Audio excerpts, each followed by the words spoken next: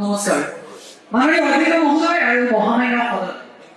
অধ্যক্ষ মহোদয় আজি পকা আমৰ ভিতৰত মোক দেখিও নেদেখাৰ ভাওধৰা সন্মানীয় বিৰোধী পক্ষৰ বক্তাসকলে অসম চুক্তি আৰু ইনাৰনেট পাৰ্মিট ব্যৱস্থাটো সম্পূৰ্ণৰূপে দুৰ্বিচাৰ কৰিলে কিন্তু ইয়াৰ বিকল্পটো কি হ'ব আজি কিন্তু আমাক স্পষ্ট কৰি দিব নোৱাৰে সমান্তৰালভাৱে অধ্যক্ষ মহোদয়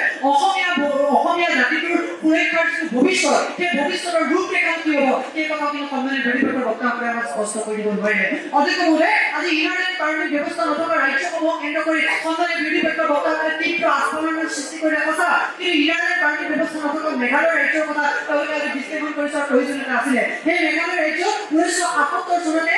ৰেচিডেন্সিয়েল পাৰ্মিট এক্টৰ জৰিয়তে অখিলঞ্জীয় লোকসকলৰ বিৰুদ্ধে কিছুমান স্থিতি গ্ৰহণ কৰা হৈছে যাৰ প্ৰেক্ষাপটত অধ্যক্ষ মহোদয় আজি মেঘালয় ৰাজ্যখন অসমৰ অৱস্থাৰ পৰা বাচি থাকিবলৈ সক্ষম হৈছে সমান্তৰালভাৱে অধ্যক্ষ মহোদয় আজি সন্মানীয় বিৰোধী পক্ষৰ বক্তাসকলে এই যুক্তি যিয়ে অৰ্থনৈতিক স্বাৱলম্বিতাৰ একে যুক্তি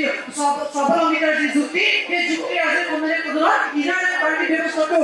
নৈচাত কৰি থৈ গ'ল কিন্তু একে যুক্তি 1995 চনতে এছ.বি. চৌহান যিগৰাকী আছিল দেশৰ গৃহমন্ত্ৰী সেই এছ.বি. চৌহানে দি পেলাই কৈছিল যে উত্তৰ পূৰ্বাঞ্চলৰ তিনিখন ৰাজ্যৰ পৰা ইনাৰনেট ব্যৱস্থাটো ৰদ কৰি দিয়া হ'ব কিন্তু তেতিয়া অধ্যক্ষ মহোদয় উত্তৰ পূৰ্বাঞ্চলৰ 7খন ৰাজ্যৰ মুখ্যমন্ত্ৰীসকল একগোট হৈ তেওঁলোকক কেন্দ্ৰক বুজাই দিছিল যে উত্তৰ পূৰ্বাঞ্চলৰ অনুপ্ৰসাৰতাৰ আঁৰত আছে মূলধনৰ সমস্যা কৰ্ম সংস্কৃতিৰ সমস্যা ইত্যাদি ইত্যাদি আজি আমি বাস্তৱিকতাখিনি বুজিছো আৰু ইয়াৰ পাছতো সন্মানীয় বিৰোধী পক্ষৰ বক্তাসকলে যেতিয়া কিছুমান জটিলতা ব্যৱহাৰ কৰি কিছুমান উদ্দেশ্যপ্ৰণীত সংলাপৰ সৈতে আমাক তেওঁলোকৰ লগত একমত হ'বলৈ কয় তেতিয়া অসমীয়া ফকৰা যোজনাটোলৈ মনত পৰে যে বিষ আছিল কাণত দৰৱ দিলোঁ গাঁতত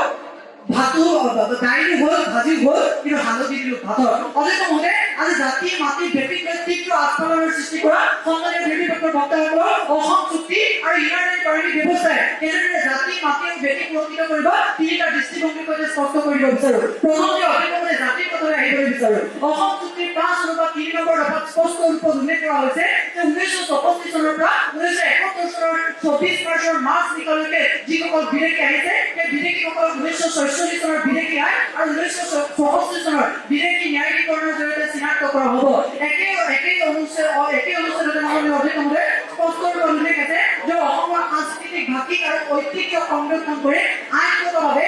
সাংবিধানিক সুৰক্ষা কৱচ প্ৰদান কৰা হ'ব 12 নম্বৰ অনুচ্ছেদত অধ্যক্ষ মহোদয় উল্লেখ আছে যে গৃহ মন্ত্ৰালয়ক নডেল মন্ত্ৰালয় হিচাপে লৈ অসমীয়াৰ এটা সুসংগত সংজ্ঞাবদ্ধ কৰা হ'ব গতিকে অসমীয়া জাতিটোক প্ৰাণচঞ্চল্য কৰি তুলিবৰ কাৰণে যি ৰূপৰেখা অসম চুক্তিৰ মাজত নিহিত হৈ আছে সেইবাবে কৈছো অসম চুক্তি হৈছে অসমীয়া ভৱিষ্যতৰ বাবে এক আশাৰ বাট অধ্যক্ষ মহোদয় এতিয়া যদি সন্মানীয় বিৰোধী পক্ষৰ বক্তাসকলে প্ৰশ্ন কৰে যে ইনাৰনেট পাৰ্মিট ব্যৱস্থাটোৱে কেনেদৰে অসমীয়া ভৱিষ্যত সুৰক্ষিত কৰিব তেওঁলোকক স্পষ্ট কৰিব বিচাৰো যে স্বাধীনতাৰ পাছত অসমৰ পাহাৰ ভৈয়ামৰ একতা এনেদৰে সুদৃঢ় কৰি ৰখাৰ স্বাৰ্থতে ডক্টৰ আম্বেদকাৰে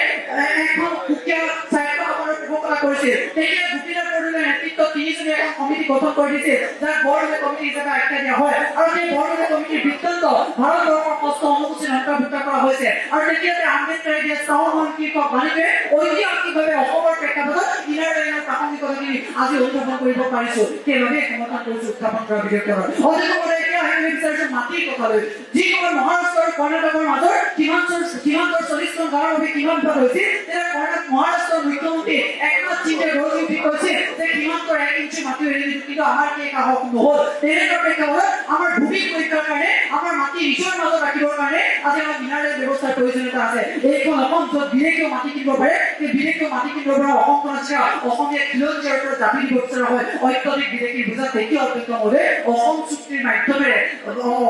সাংবিধানিক সুৰক্ষা কৱচৰ জৰিয়তে অসমীয়া মানুহৰ সুৰক্ষাৰ বাটটো দেখিছো বাবে আজি সন্মানীয় সদনত উত্থাপন কৰা বিধেয়কৰ সমৰ্থন জনাইছো অধ্যক্ষ মহোদয় কি কওঁ আজি বিধানসভাত নিৰ্বিঘ্নিত ৰাষ্ট্ৰ আৰু আয়োগৰ আশাৰ ৰেঙনিয়াকে নালাগে আমাক লাগে প্ৰকৃতাৰ্থত মানুহ হিচাপে জীয়াই থকাৰ ক্ষমতা অধিকাৰ আৰু মৰ্যাদা কাৰণ প্ৰাথমিক বিদ্যালয়ত পঢ়ি থকা অৱস্থাতে সাহিত্যৰ গুৰুৱে শিকাইছিল যে কল্পনাৰ পখিলাৰ পাখিত গ্ৰহণ সানি বাস্তৱত অভিপ্ৰায় দিন আজি আৰু নাই ধন্যবাদ অধ্যক্ষ মহোদয় ধন্যবাদ মহামান্য